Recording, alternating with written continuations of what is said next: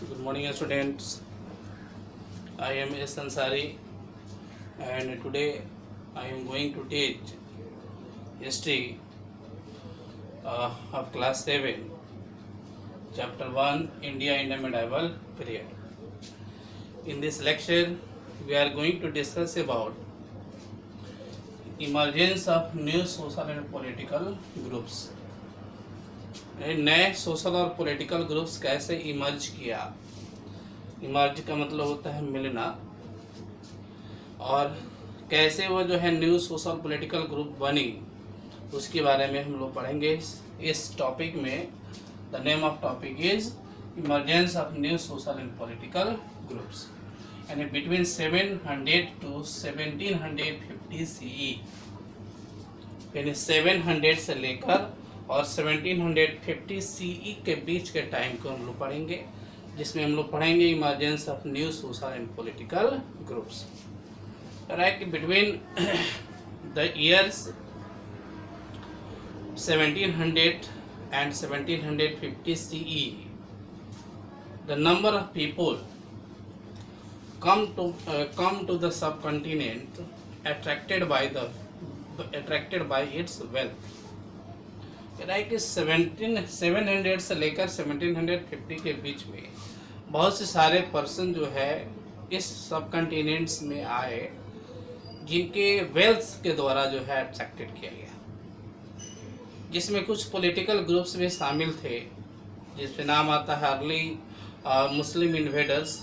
मुस्लिम invaders का नाम आता है जैसे मोहम्मद गोरी, मोहम्मद गजनी। ये जो है मुस्लिम इन्वेडर्स हैं, जो एक पॉलिटिकल ग्रुप्स कहे जाते हैं। जब इन्होंने भारत में इंटर किया ये सब कंटिनेंट्स में, तो वह नए इमरजेंस के नाम से उसको हम लोग जानते हैं।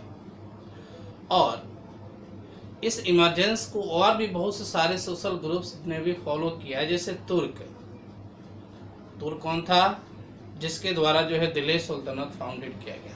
तुर्क was the founder of Delhi sultanate, Delhi sultanate का फाउंडर कहा जाता है। यानी Delhi sultanate was replaced by the Mughals.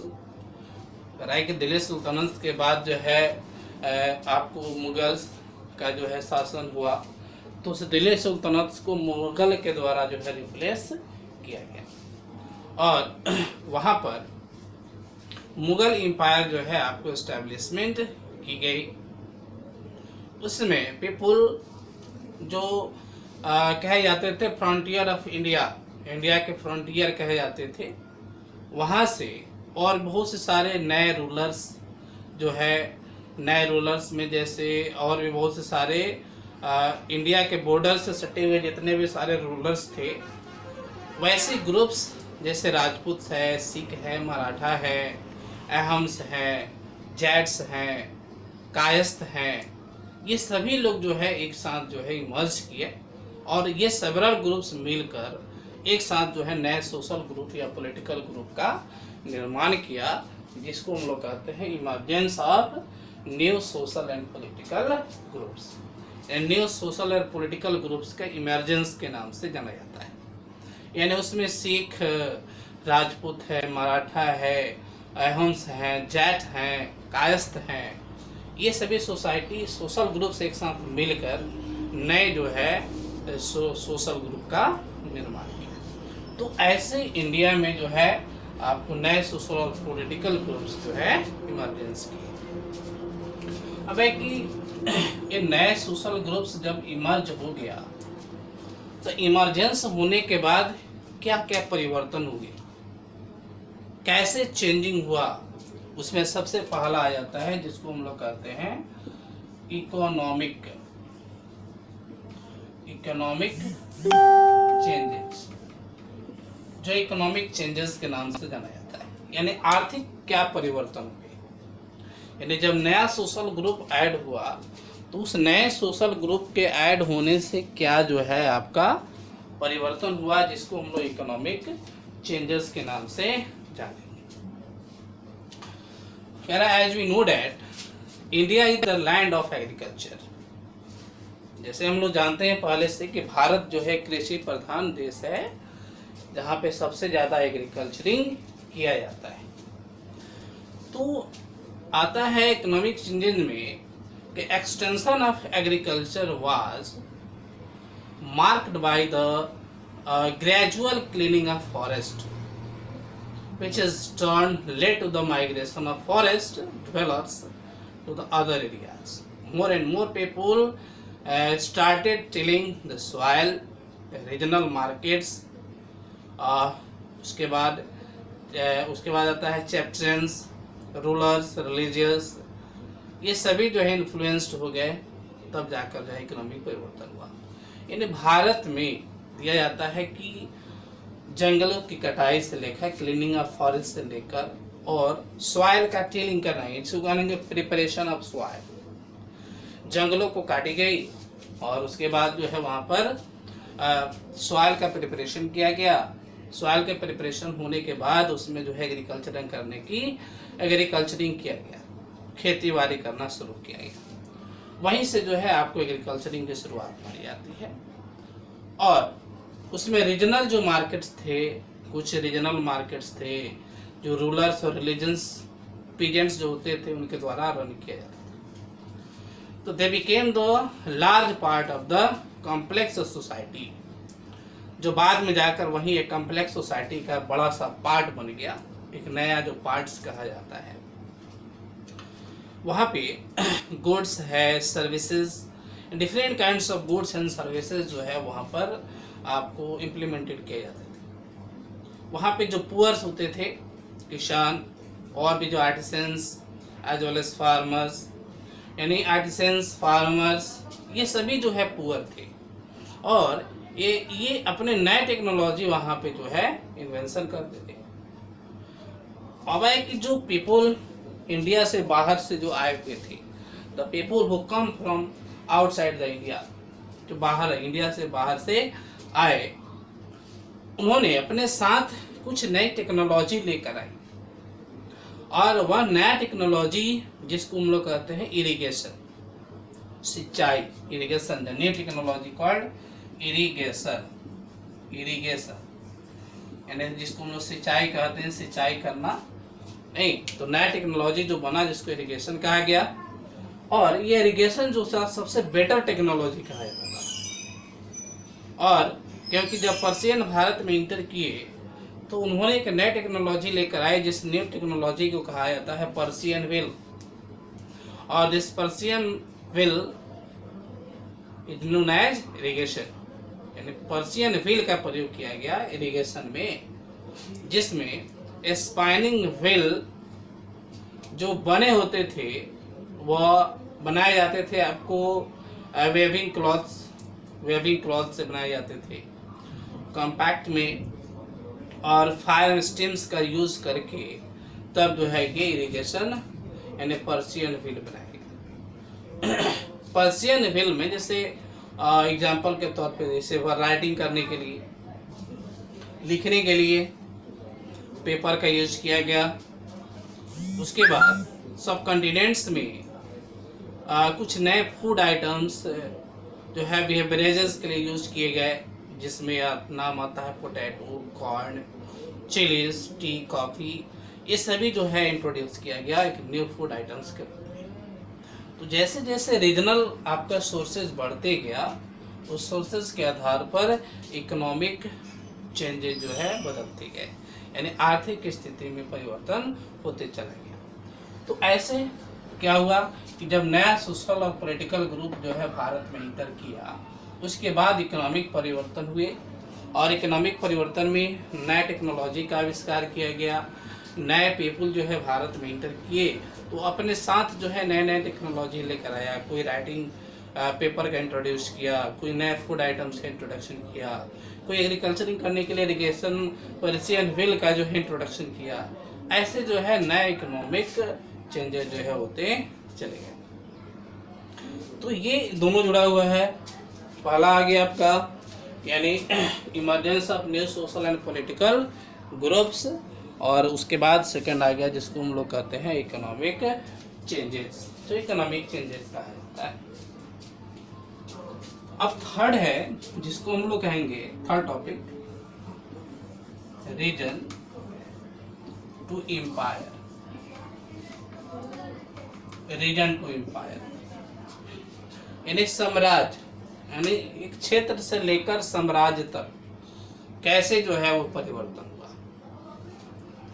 देखिए इसमें कहते हैं रीजन टू एम्पायर में कि हम लोग जो पढ़ रहे हैं अर्ली मेडाइवल पीरियड, तो इस अर्ली मेडाइवल पीरियड्स में कहता है कि the early medieval periods saw the emergence of many small kingdoms. बहुत छोटे छोटे स्मॉल किंगडम्स के बारे में इसमें पढ़े थे हम लोग, पीछे पढ़े हुए हैं, जिसमें जाट है, सिख है, मराठा है, अहोम्स है, कायस्थ हैं, राजपूत है, ये स्मॉल किंगडम्स कहे जाते थे।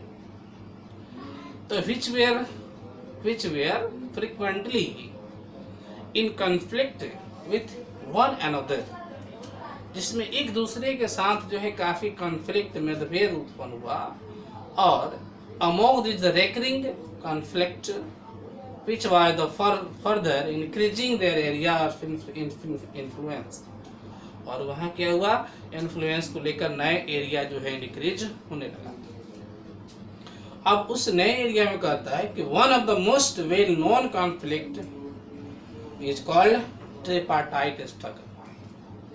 ट्रिपार्टाइट इसको कहते हैं ट्रिपार्टाइट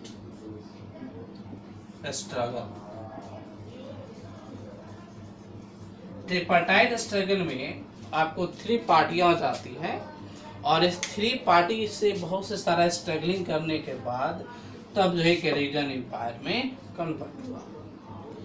तो उसमें आ जाता है सबसे पहला, जिसको हम लोग कहेंगे पालस, प्रतिहाराज और अस्त्रकुताज। इन्हें ट्रिपार्टाइट स्ट्रगल में जो पार्टिसिपेशन किए उसमें 3 पार्टियां थी। सबसे पहली पार्टियां जिसको हम लोग पारस कहेंगे, उसके बाद राष्ट्रकूटाज है, और उसके बाद जो है प्रतिहारास है। तो ये 3 पार्टियां बहुत सारे स्ट्रगल करने के बाद जो है रीजन टू एम्पायर बना।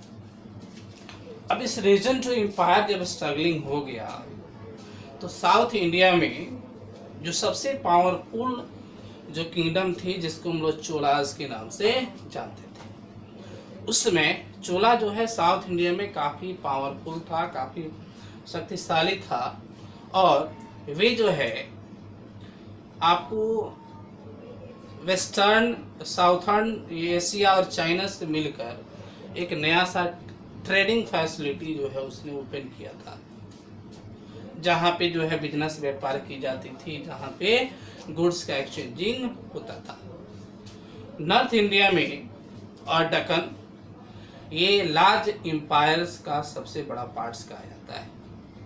जैसे दिल्ली सुल्तनत है, मुगल्स है, तो ये बहुत बड़ा जो है एम्पायर है, और ये एम्पायर जो है अपने समय के सबसे बड़े एम्पायर से कहे जाते हैं। तो एम्पायर्स के द्वारा भी बहुत से सारे चेंजिंग किए गए, जिसमें रीजन्स जो है आपको क्रिएट किया गया, और उस रीजन्स में कंटिन्यूसली आपको वेबिंग सेंटर जो है ऑर्गेनाइज किए गए।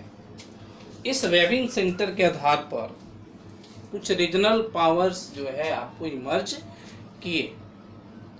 उसमें कुछ many regional states emerged after the decline of the Delhi sultanate, यानी दिल्ली सुल्तनत के डिक्लाइन होने के बाद बहुत से सारे जो है छोटे छोटे किंगडम जो है आपको उभर के आया, और again when the Mughal empire decline in the 18th century, और 18वीं शताब्दी में फिर से मुगल एम्पायर जो है आपको डिक्लाइन किया, और ऐसे जो है रीजन टू एम्पायर जो है आपको खत्म हुई। उसमें कुछ रिलीजियस ट्रेडिशन आए, सम रिलीजियस ट्रेडिशंस, some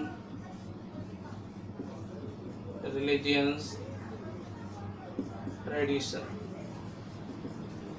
कुछ रिलीजियस ट्रेडिशन आया, और इस रिलीजियस ट्रेडिशन में हिंदूज के लिए अलग रिलीजियस ट्रेडिशन था, और मुस्लिम के लिए अलग जो है रिलीजियस ट्रेडिशन था। हिंदू का जो मुस्लिम जो रिलीजियस ट्रेडिशन था, जिसको हम लोग भक्ति काल कहते हैं, भक्ति काल, और मुस्लिम के लिए था जिसको हम लोग सूफी काल कहते हैं। उसमें दो तरह के सेंट होते थे, एक को कहा था भक्ति सेंट और एक को कहा था सूफी सेंट। तो इस रिलीजन का डेवलपमेंट जो है इस पीरियड में सबसे ज़्यादा किया गया, जिसमें रिलीजियस ट्रेडिशंस का डेवलपमेंट सबसे ज़्यादा हुई। सबसे मेजर डेवलपमेंट जो है वह कहा जाता है जैसे आइडिया ऑफ भक्ति, भक्ति का आइडिया जो है इस ट्रेडिशन में आया, जिसको रिलीजियस ट्रेडिशन हम लोग कहेंगे। यहाँ पे एक नया सा ट्रेडिशन आया कास्ट सिस्टम में, जिसको हम लोग इस्लाम कहते हैं। यानी मुस्लिम जिसको हम लोग मानते हैं इस्लाम धर्म को, वह नया ट्रेडिशन आया जिसको इस्लाम धर्म कहा जाता है। ठीक है, तो साउथ सूफी ट्रेडिशन और भक्ति ट्रेडिशन इमर्ज हुआ।